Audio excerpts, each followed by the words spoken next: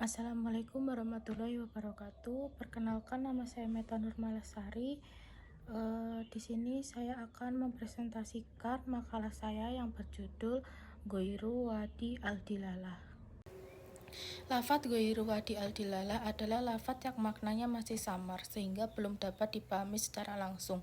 Kesamaran ini bisa muncul dari lafadz itu sendiri maupun faktor di luar lafadz.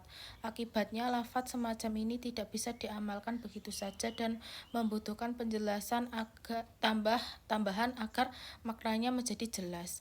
Secara garis besar, lafadz yang tidak jelas maknanya dibagi menjadi 4 jenis, yaitu yang pertama khafi.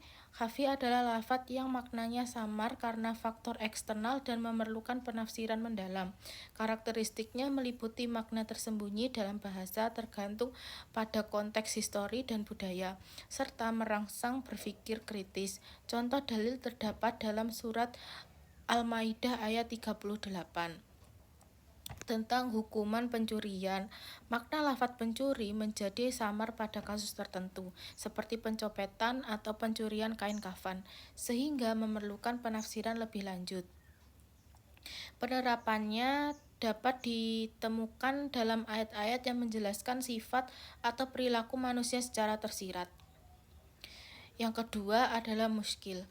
Muskil adalah lafadz yang memiliki makna ambigu atau makna ganda sehingga menimbulkan ketidakjelasan. Karakteristiknya meliputi makna ganda yang memerlukan analisis mendalam, kesulitan penafsiran karena konteks histori dan budaya, serta merangsang berpikir kritis. Contoh dalil terdapat dalam Al-Quran surat Al-Baqarah ayat 228 mengenai masa tunggu wanita talak, di mana kata huru bisa berarti masa suci atau masa haid. Kemuskilan juga muncul saat membagikan beberapa nas yang kadang bertentangan. Penerapannya menurut ijtihad dan pemahamannya konteks, baik dalam teks agama maupun dalam kehidupan sehari-hari. Misalnya saat penafsiran ucapan atau tindakan yang maknanya tidak langsung jelas. Dan yang ketiga adalah mujmal. Mujmal adalah lafadz yang bersifat umum atau menyeluruh, sehingga makna rinciannya tidak langsung jelas dan memerlukan penjelasan tambahan dari Allah Subhanahu wa taala, Rasulullah Shallallahu alaihi wasallam atau ulama. Karakteristiknya bersifat umum dan tidak spesifik, memerlukan penafsiran atau rujukan tambahan, serta fleksibel untuk diterapkan sesuai konteks sosial, budaya, dan zaman. Contoh dalil terdapat dalam Quran Al-Maidah ayat 38 tentang hukum potong tangan pencuri, di mana lafadz iyad dan al-had tidak merinci secara detail, sehingga perlu dijelaskan syariah. Penerapan prinsip mujmal banyak ditemui dalam hukum, etika, ibadah, seperti pemberian perintah zakat, dan dijelaskan lebih lanjut melalui hadis dan ijtihad ulama.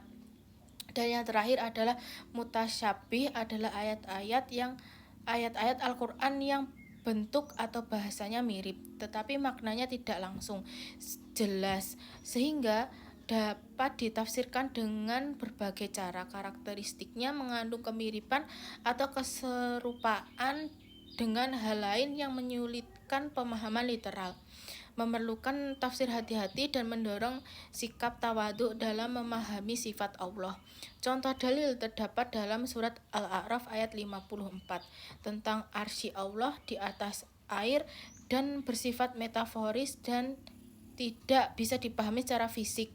Penerapan mutasyabih menekankan pemahaman ayat melalui wahyu, sunnah, dan ijtihad ulama.